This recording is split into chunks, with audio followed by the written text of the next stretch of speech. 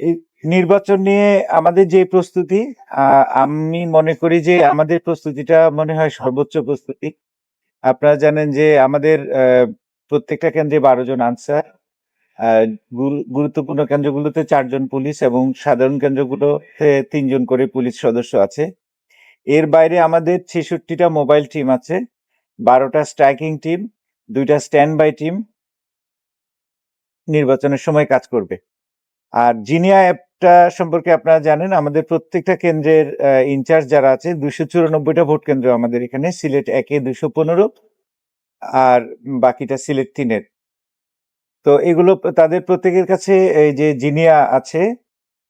তো যে কোনো জায়গায় যে কোনো সমস্যা যদি হয়, সেখানে জিনিয়া মাধ্যমে কিন্তু আমরা তাৎক্ষণিক খবরটা পাবো, এবং একই সাথে অটোমেটিক্যালি আমাদের সেন্টার থেকে সফটওয়্যারে অটোমেটিক্যালি নিকটবর্তী যে মোবাইলগুলো আছে সেই মোবাইলগুলোকে অ্যাক্টিভেট করবে এবং তারা ঘটনাস্থলে যাবে।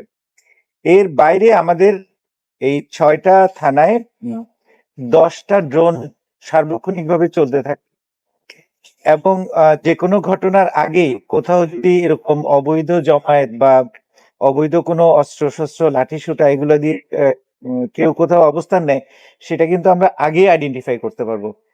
ভোটের পরিবেশ নিশ্চয়ই সুষ্ঠুভাবে করার জন্য সমস্ত প্রস্তুতি নেওয়া হয়েছে, এবং সারা দেশে আপনারা লক্ষ্য করছেন যে একটা উৎসব মুখর পরিবেশ লক্ষ্য করা যাচ্ছে।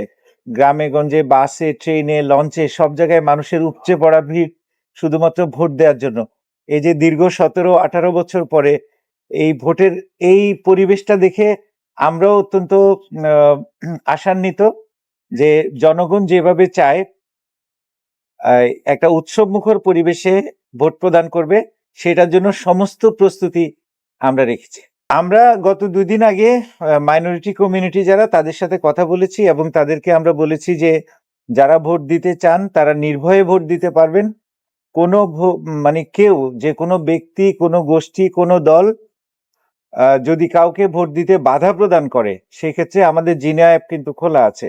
আমরা তাৎক্ষণিকভাবে সেটা মোকাবেলা করতে পারবো।